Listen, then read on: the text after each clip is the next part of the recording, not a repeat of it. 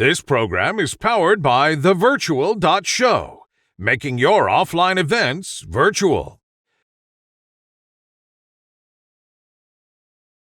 Ladies and gentlemen, the host of WEBIT Virtual, Dr. Plamen Rusev.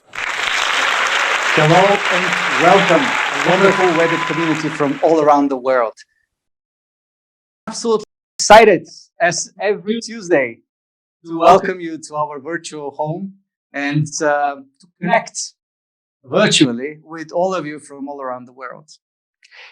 We are having a special guest today, and I shall start my discussion with her without further ado. But first, let me introduce her with this short video business card.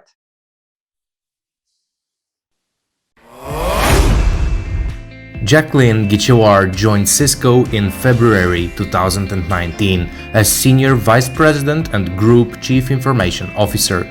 She is spearheading the creation of a digital architecture to accelerate Cisco's digital enterprise transformation. She oversees a multi-billion-dollar organization responsible for running and transforming the technology, infrastructure, digital platforms, enterprise security, and the business applications that enable Cisco's global workforce to excel and to be productive. Hello, Jacqueline. How are you? Such a pleasure to have you with us. Plamen, such a pleasure to be here with you. Thank you so much for the invitation. I will start my question here with something that is really close to my heart and to the heart of a lot of our WEBIT community members. You know that all this WEBIT Virtual series and the season 2021 actually focused on achieving the goal 2030 and hopefully supporting this whole initiative. We're very close with organizations from all around the world.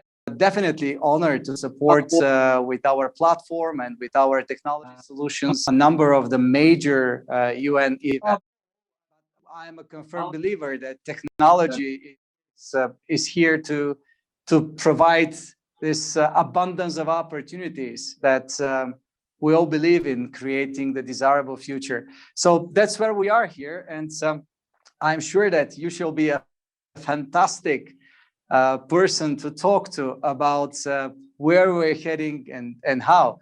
But last year we have seen. I'll start with a question regarding your choice, actually, to chase a career of a chief information officer. What made you decide to become a woman in tech, and what were the challenges that you were facing on the way regarding education, job, etc.? Okay, thank you, Plamen. What I would say is I never chose technology, but I am so appreciative of being in the industry for 30 years. So basically, my parents were immigrants from South America, a little country called Uruguay, 3 million people only, Spanish speaking. And we immigrated to Australia in 1974. I was 2 years old. My mother always told me to speak Spanish, so I actually still speak fluent Spanish. And at the time, I was the only... So I envy you. I wish. Oh, you wish you could speak Spanish? That's funny. Yeah, I can teach you. That's no problem. We can take some time out. You're very kind. Thank you. But so what happened was I went to school. I was the only dark-haired girl in school. So that was probably the first time I was up against diversity and some challenging times as a young girl. I was the only dark-haired girl. All the girls were blonde. And so I faced a lot of bullying and discrimination in the early parts of my life. Oh, I'm sorry. Yeah, no, I know. I always say what doesn't kill you makes you stronger. And then what happened was I realized, because my parents were cleaners, we used to clean banks and schools and things, that they could not afford to send my brother and me to university. So when I was 17, I said to my parents, I said, look, I'm quite happy to go to work. My brother, Daniel, he's smarter than me. So send him to university. And my brother went and studied civil engineering for 6 years. And I went to work. And my first job was in a small, but for Australia, big financial services company called AMP, where I became a tape operator on night shift, managing the tape library on the mainframe systems. And that was 30 odd years ago. So that was really the beginning of what literally has taken me all over the world over an amazing 30-year career. It is an amazing 30-year career, especially now knowing where it started. And when I said you're a role model, obviously you are. And I'm absolutely delighted to have been working on Change the Ratio campaign. We started with the European Commission, etc., and other partners to change the ratio and to support initiatives that empower women. And then we see examples like you, who actually empowered herself. And Yes. That's so fascinating. Yeah. And now, as you can tell, Plum, and I don't have a Spanish accent anymore. So my family call me the Latina kangaroo. All right. So I guess it's knowing where you grew up and the cultural challenges.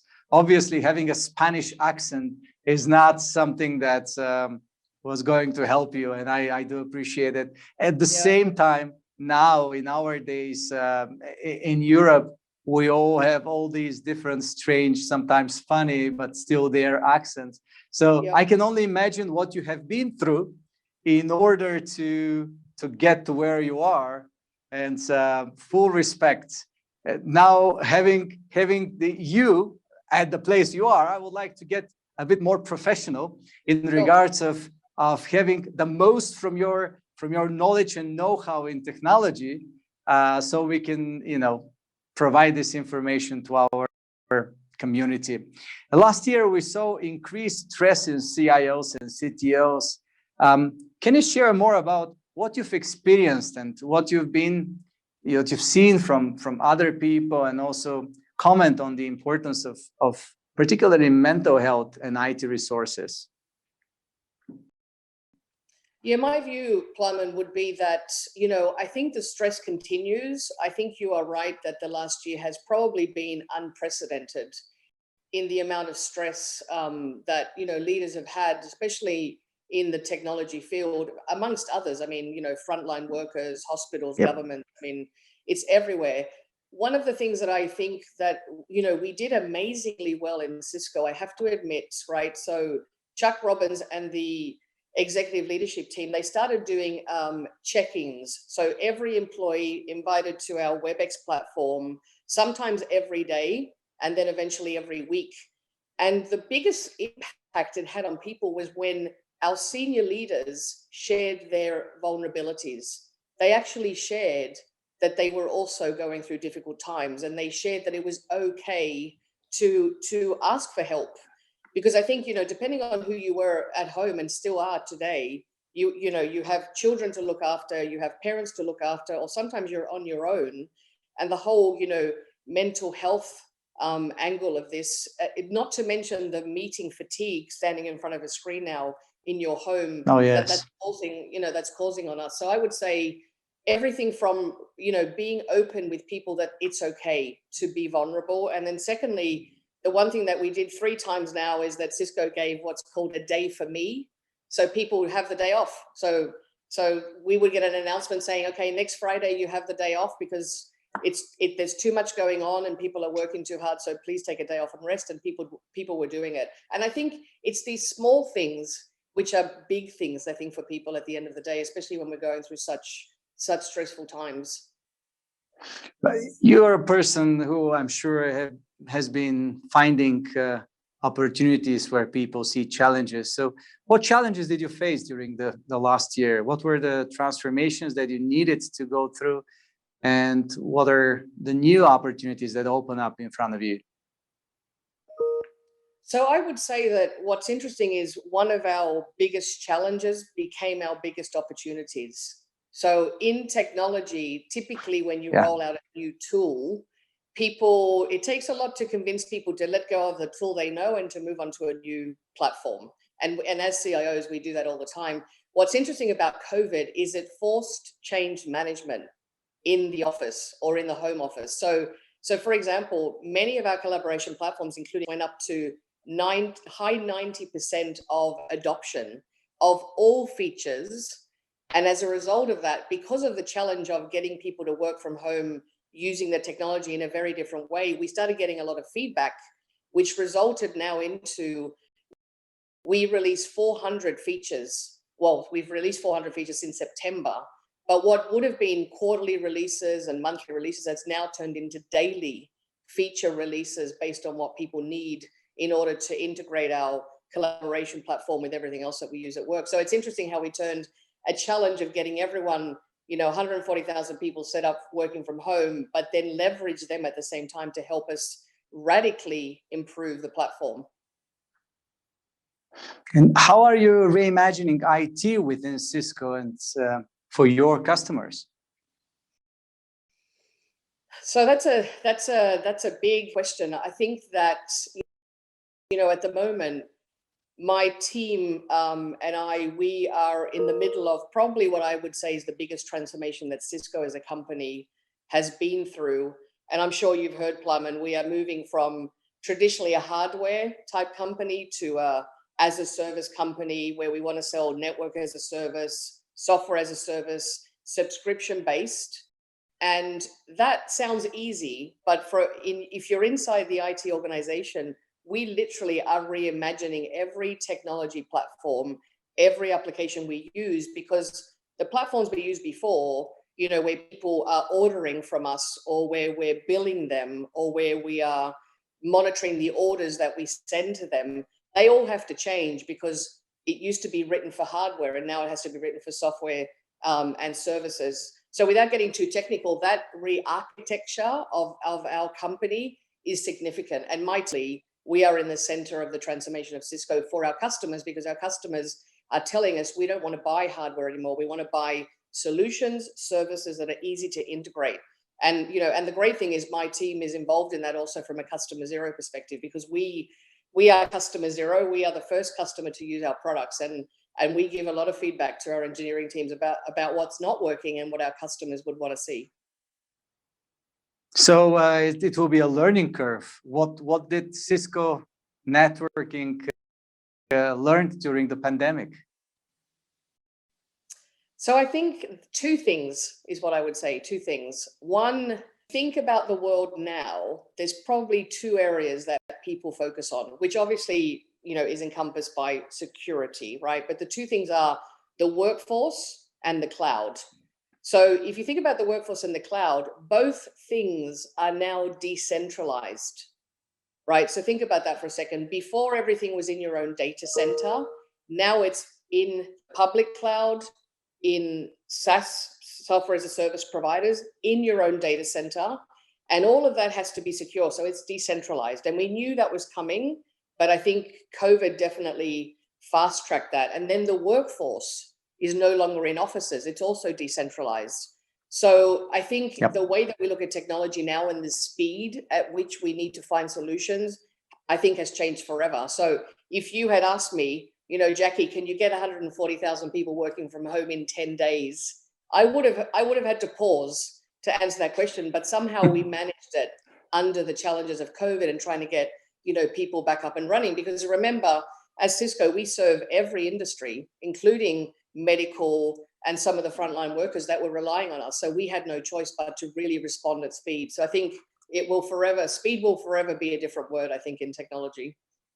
Indeed, speed, but it also correlates with some other factors. For example, security.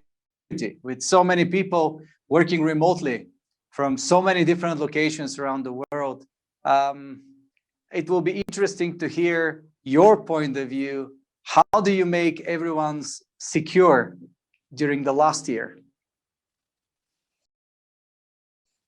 So what I would say first is security for every single, CIO that I'm talking to and IT professional that I'm talking to. So what we have done in Cisco in the last 12 months is we've adopted what we call a zero trust strategy. So if you think about it, our employees access a broad range of applications from a wide variety of endpoints. So what we've done is we've made the core tenet of zero trust to continuously validate the user, the device, and the application that they're accessing. And by using that information in an automated fashion, we know the person coming in is secure. So we're taking security to a much more granular level and multiple checks of security to make sure that people are actually who they say they are. And I think that's going to become more and more important, over the years. And at the same time, by implementing zero trust, we will eventually, and you'll probably love this, Plum, and we'll eventually get rid of the need to enter secure passwords, constantly in your daily work, which is what a lot of companies today do. Indeed, actually, too much security always comes with challenges for the usual running of the business, right? And That's right. Especially now when we all the WEBIT community already knew this for decades, but many of the users are about to understand how important is security and how compromised it could be. So how do you balance being focused on security, but at the same time addressing the demands of running the business as usual, if there is business as usual in general? That is a hard one. That is a hard one. I think the balance, if you think about security before, I used to work in banking for a long time, and we had thousands of policies. But the reality is you can't manage thousands of policies anymore. You have to make sure that you are clear on the ways in which you're going to protect your environment. And we are getting much more laser focused on exactly pinpointing where it is, as opposed to writing policies that are more broad, if that makes sense, because it's confusing for people. It's confusing for employees. You have to teach people that use technology how to make sure that they're always secure, and in the back end architecting, for that. I would say that one of the areas that we have continued to evolve despite the need to secure it is our cloud port network architecture. And this solution the team's been working on for years. We've recently invested more security in it, but the fact that we can connect to a public cloud, to a private cloud, to our own data center, to our corporate network, into the home network, and that be, let's say, seamless and fast, which is what the business needs, right? When we are acquiring products for our company to sell better things to our customers, we need to move at pace. And our cloud port solution has not been compromised. We still move at pace, even though it's secure. Well, during this challenging time when everyone works remotely, what you describe sounds like something it requires a lot of teamwork, a lot of people being there together. How do you cope to stay productive while the team is working remotely? I would say, Plum, and this is the area that I think has been challenging for everyone. In the beginning, we were doing social drinks on WebEx, and we were doing gym sessions, and and I was even sharing my cooking at home with my team, etc. But I think you should invite me to the next session like this. I will. My mother's an amazing cook, by the way. So she taught me that the only way to cook is to cook with love. So I always, whenever I cook, I put everything into it, and I love cooking, have to admit. So now then, saying this, let's agree that we don't do this virtual. Let's do it in person, because virtual, I would never try to taste what you were going to cook with love. But let's go back to the topic. I spent a long time in Europe, so I am ready. I'm ready. So I would love to come and see you. Fantastic. You're always welcome. So working remotely definitely was the biggest challenge to each and every team around the world. Some teams became even more effective in technology. Others struggled and still struggle to go through their digital transformation. I would like to hear actually your ideas for what is coming up next, and discuss the opposite process of returning back to the office, and are we going to cope with this again? But let's have just a very, very short break, and we come back with this question. Okay. This program is powered by the virtual.show, making your offline events virtual. Back with Jackie, Chief Information Officer of Cisco, and discussing the transformation, the opportunities, the challenges. And definitely, we will hear during this second part more about the vision, Jackie's vision, and obviously Cisco vision on where is it we are heading to. But I promise we are going to start with a question which comes as a result of COVID. So could you please share about the opposite process of working from home and it is going back to the office? Do you think that it's going to be a challenge? Definitely, it will be. I think the first thing, Plumman, for us, we take this very seriously, is it's very important to give people the choice. So some people are so excited about going back to the office, but we have to make sure they're in the right state and they're healthy, etc. And some people are afraid to go back to the office. So at Cisco, we're giving people the choice. So that's number one, because people's choice matters, and that has to be number one. The second thing I would say is, definitely. Of course, it makes sense, but it's surprising. It's surprising how many companies are still not declaring that. So we're trying to lead by example, clearly. So I would say, look, we've spent a lot of time thinking about the future of work and what a hybrid workplace will look like at Cisco. And we have a playbook. We have a playbook that involves 3 phases of how we bring back people to the work. But if I can just step through a couple of little things. So we've worked with the facilities teams, the HR teams, to make sure safety and security is the first thing. So things like wireless network to measure density. So we can tell if there's more than 4 people in a room, and it will actually send a signal in the WebEx device in the room that actually there's 5 people in the room, that should only be 4 people in the room. And by the way, room ABC is available, please move into that room. Typically that was a room for, let's say, 15 people, but now it's a room for 5 people. So the wireless network and the information to measure density is super important. Cameras in front of the video conference rooms as well, to allow people to see, where they can go. A touchless experience in the video room. So before, you used to go into, if you see the device behind me, you have to touch, but now you can actually talk to it.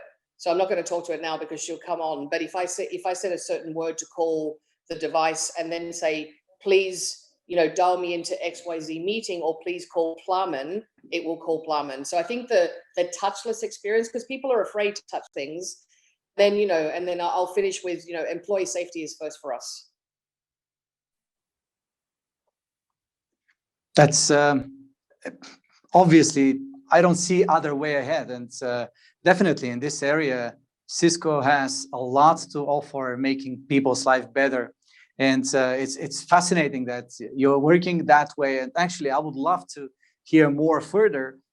Most probably, you know that we have launched the virtual show a year and a half ago. And we have seen something that, I'm investing in companies all around the world for the past 15 years. And I haven't seen such a fast growth of a company. Thanks God, I'm one of the founders. And virtual events and everything that virtualizes human interactions is there to stay, that's for sure. So it will be very interesting to see how the human interactions will keep being humans, but at the same time will be most probably widely virtualized during the years to come. And we just see the start. And what you're saying with WebEx, by the way, TVS, the virtual show, is using also WebEx. It's a great platform and very secure one. So mentioning WebEx, we've seen also a tremendous increase in the WebEx use. So what does it mean when it comes to security? Well, first of all, it's our number one priority. And if you look at the WebEx platform, it's radically changed since last year. So we've grown from 324 million users in March last year to over 600 million today. So, and that's if you think about the back end, we're building out our data centers. We have to build out the security. The one thing that, you Yeah. hear Chuck and the team say is we've never trade convenience for security. It has to be secure by default. That comes first. And security has to be designed in from the ground up when you build the product, not just bolted on later, because you're never quite sure if that's going to work. And so, I think that's number one. And the other thing that we really take seriously is that we never rent or sell any data to third parties. And we know how many companies around the world have been challenged by that, because at Cisco, we believe that data privacy is a fundamental human right. So Absolutely. security first, data privacy second. And once we've got that right, and G2 and the team are doing an amazing job, then we'll make sure WebEx is the best experience it can be. And frankly, I mean, the team have done a tremendous job. As I said, how many features, just in the last year have come to fruition, which is great. So talking about security, what are the latest innovations in Cisco regarding information technology? And is there something that stands out? I would say, yeah. I mean, 2 weeks ago, we had Cisco Live. So many of the executives talked about the new products that we are launching in the market. A couple of things which you heard me mention: network as a service. That is something that we've been working on for a while, which our customers are very excited to see more on. That's the first thing. The other thing is the whole passwordless authentication by our Duo product. And obviously, coming back to WebEx, again, back to my Spanish language here for a second, there's more features now. So not only the AI power gesture. So for example, if I want to send you an emoji and I clap, you'll get the emoji up on the screen, and things like that. Again, not having to actually type or touch anything. But one of the most important things is, and I tried this with my mother, who, by the way, still has a Spanish accent, which I love. I love her accent. I wish I had a Spanish accent still. But the real-time translation to over 100 languages. So I could be recording the meeting, real-time translation to over 100 languages around the world. I mean, imagine how much more productive you're going to make your global workforce because of, such. Do you mean that it is already it's already there? Is it active? I didn't know about this. It is. You can turn it on. Yeah. Call me later and I'll help you do that. That's phenomenal. We would love to use this for the virtual show platform, because that's the main challenge, right? When you have to do UN events with 6 languages official, and then many others like Japanese and others. So that would be phenomenal. It's great to know. Thank you. I'll get the team to help you set that up. It doesn't take long at all. So.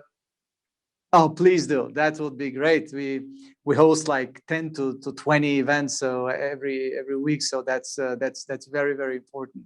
Fantastic. Well, Jackie, in terms of digital transformation, we all know that it requires new skills, new technology, even new mindset for at the same time, given budget. And we know that the reality is the industry standards are there. A lot of folks are still operating on legacy technology. So what are the first steps to understanding a transformation strategy and undertaking, actually? I would say digital agility is now like the number one thing that we are focused on. So we know we have to transform our infrastructure. Every company does. We know we have to give a better, experience to our customers. We know we have to secure the enterprise, and we know we've got to empower a new hybrid workforce. The question is, how fast can we do it? Because speed, coming back to the whole digital agility, I think that's the key. The strategy for us, for the most part, has not changed. We were always going to increase the employee experience. We were always going to focus on our cloud, our security. So the themes are similar, but every IT professional out there is saying they have to go faster because the world is changing. I mean, look, in 12 months, look at the companies who are forging ahead, those which are challenged, those which are struggling. And and I think some of the secret there is you have to move fast in order to really stay ahead of what your customers are looking for and to be competitive. And many of the people we're talking to actually see technology as something that further builds the digital divide instead of solving it. So people who are listening now to us, even from our community, would ask you, well, how can we all use technology to create a more inclusive future? What will be your take on that? Well, I mean, it's now part of our vision, actually, at Cisco. We want every person in the world to have access to the technology somehow. And I know for a fact, you know, if I look at my grandmother who just turned 100 years old in Uruguay, South America, it's very hard for me to even get a device to her home, let alone, I mean, God bless her, right? 100 years old, she's going to find it difficult to use unless she can just hit a button. But even still, you know, how do you create technology that every person in the world can take advantage of? And that new inclusive future, it's part of the mindset of what we're doing now. When we're building WebEx, we're thinking about how do we eventually get it to the point where anyone in the world can access it? Because we want, I mean, technology, and given where I've come from, technology should be something that everyone has access to. I mean, I fought my way into the industry and I have survived difficult moments in my career, but it shouldn't have to be that hard. People should have access to it, regardless of whether you have money and whether you don't have money. And obviously that's very close to my heart. Yeah, very close to my heart, as you can tell. That's so close to our heart, so close to the WEBIT community actions and programs we work on. So it's definitely a wonderful opportunity to consider future common initiatives, and definitely there to support. So Jackie, I love talking to you, but we have this couple of restraints. First, your time. Second, our thousands of people who are now with us time. And third, this event should end at some moment. Yes. We ask this question, which always comes with no pressure. What is your vision for the coming decades? And what are your predictions? You can name it whatever. You might not call it predictions, right? You can call it how you see the future, right? So whatever you call it, share with us, please. I would say, to me, you know, it's always been about equality and giving everyone a fair chance in the world. So, you know, this whole concept of what Cisco's launched, which is an inclusive future for all, that's as simple as it gets for me. It's an inclusive future for all. The reason why I love my job in technology is because I believe technology has the power to do that. Technology has the power to make the world a better place. And as technologists, we have to figure out not only our job is one thing, but how do we leverage technology to make it, you know, an inclusive future for all? I just wanted to hear the echo of your words, and we'll keep on echoing them because that's also our belief that that's what the technology should be for. Not technology for the technology itself, but technology for the sake of people. And definitely there are these two types of people now. One who go for the sake of technology and who do things which remind me of this story for the king who wished to have everything that he touches turning into gold. And he ended up dying starving because he couldn't eat gold. So we're now at that moment of time and development of you may say humankind, where we need to make very careful but well-planned steps as we go so fast ahead, and making sure that we really know what we want, because it might turn out that what we want is something that we don't need. Worst case scenario, to kill us. Yeah. Jackie, such a wonderful pleasure to have you with us. Absolutely one of the talks which will stay in our library. I'm sure thousands of people will come back to it and watch it. Pleasure, honor, and gratitude for making time to join us. And I very much look forward to see you soon. Hopefully even sooner than later. I hope so. But we already have a promise to cook. You will show me some Uruguayan kitchen and some cuisine, Latin- and some I will Latina definitely dancing. will be very glad to show you some Bulgarian national food and cuisine. So we have a deal. Excellent, excellent. And honestly, it's been a pleasure, and it's a pleasure to spend time with you. I look forward to doing it more in the future. Thank you so much, Jackie. It was our pleasure. Wonderful WEBIT community. This was another WEBIT virtual discussion, meeting you with some of the most beautiful, bravest, and brightest minds around the world. Stay tuned. I will be seeing you next Tuesday. Thank you all. Thank you.